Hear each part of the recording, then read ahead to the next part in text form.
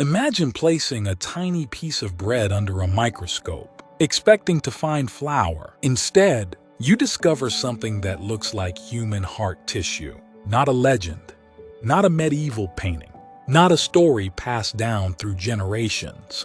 A laboratory, scientists, microscopes, tests, reports. It sounds impossible because it should be impossible.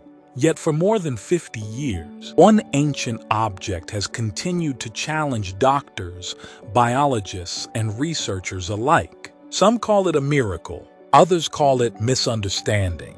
Many simply admit they don't know. Tonight, we're not asking whether miracles exist. We're asking something much smaller. What exactly did scientists find? Because if even part of this story is true, it may become one of the most extraordinary medical mysteries in Christian history. And surprisingly, it all began with a priest who doubted. The year was around the 8th century.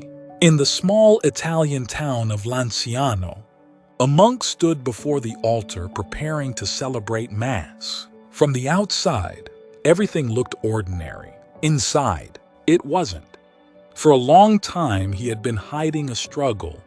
He believed in God, but he questioned something central to his faith. Could bread truly become the body of Christ? Or was it only a symbol? He wasn't trying to deceive anyone. He simply wrestled with doubt. Then, according to ancient accounts, something happened that changed his life forever. As he pronounced the words of consecration, the host in his hands appeared to change. It no longer looked like bread. The wine no longer looked like wine. Witnesses claimed they saw what appeared to be human flesh and blood. Imagine standing inside that church. Would you believe your own eyes or assume there had to be another explanation? For centuries, people accepted the event as a miracle, but belief alone wasn't enough. Eventually, science would become part of the story, and that's where the real mystery begins. For centuries, the people of Lanciano believed they were preserving a miracle, but belief alone has never convinced science. Eventually, the relic reached the place where every extraordinary claim is tested: the laboratory. In 1970, one of Italy's leading experts in anatomy and pathology, Professor Odoardo Linoli, was asked to examine the relic using modern scientific methods. No prayers, no assumptions, only analysis. Samples were carefully studied under the microscope. Chemical tests were performed. The tissue was examined again and again. Then came the first result. The substance preserved for centuries was not bread, according to the published findings. It was human tissue, but the next discovery was even more surprising. It wasn't muscle from an arm, or skin, or bone. Researchers identified tissue consistent with the myocardium, the muscular wall of the human heart. Pause for a moment. If true, this wasn't simply flesh. It was tissue from the organ most closely associated with life itself. Coincidence? Misidentification? Contamination?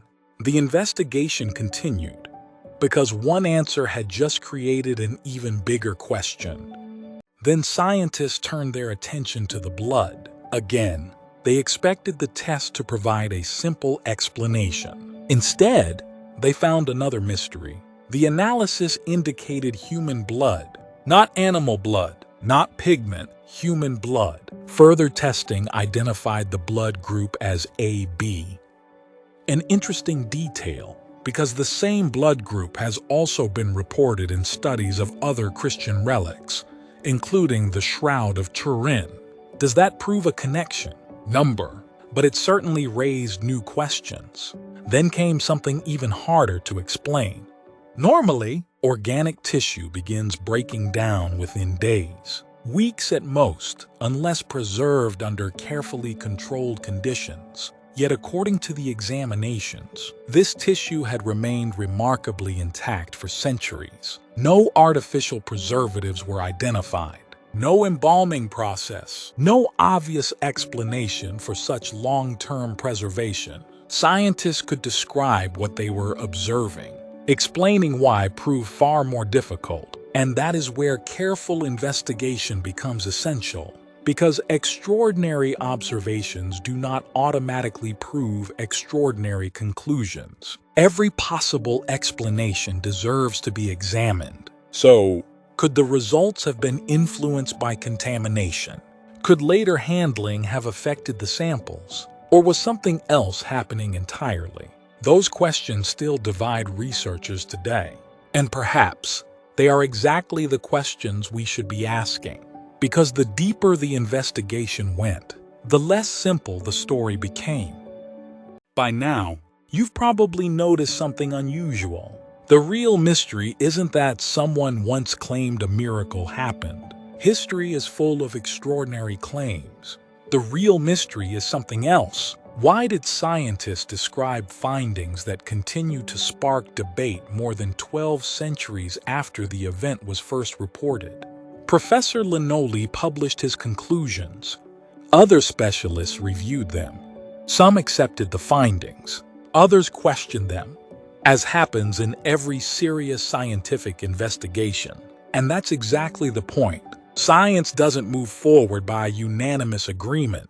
It moves forward by asking better questions. Could centuries of preservation have altered the samples? Could modern testing one day produce different results? Should new analyses be performed using today's technology? Those questions remain open, and perhaps they should, because honest science doesn't fear uncertainty.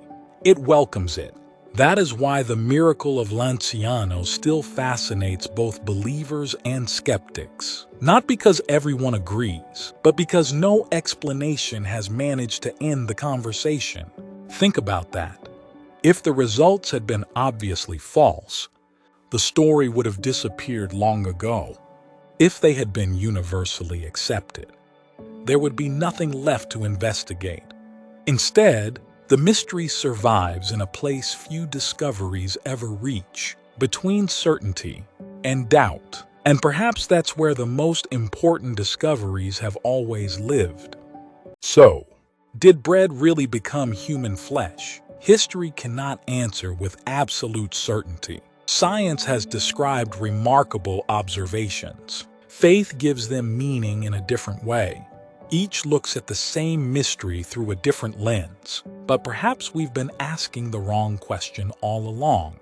Maybe the greatest mystery isn't whether this relic can be explained. Maybe it's why one event, witnessed in a small Italian church more than 1,200 years ago, still inspires laboratories to investigate, historians to debate, and millions of people to wonder. Whether you believe this was a miracle, whether you remain unconvinced, or whether you're still searching for answers, one fact is difficult to ignore. Very few religious relics have invited this level of scientific curiosity for so many generations. Perhaps that is why the story refuses to disappear. Not because everyone believes it, but because no one has been able to make people stop asking questions. And maybe that is the true power of mysteries. Not that they force us to believe, but that they force us to keep searching. Sometimes, the greatest discoveries begin with the courage to admit, we still don't know. If you enjoyed this investigation, welcome to Divine Eternal Stories. Every week we explore the greatest mysteries of Christian history through evidence, history, science, and faith, without telling you what to believe. If you enjoy documentaries that leave you thinking long after they end, subscribe and join us on the next investigation. If a tiny piece of bread has challenged scientists for decades, imagine what happened when the sun itself appeared to move before tens of thousands of witnesses. Not one person, not 10, an entire crowd. Some called it a miracle. Others searched desperately for another explanation.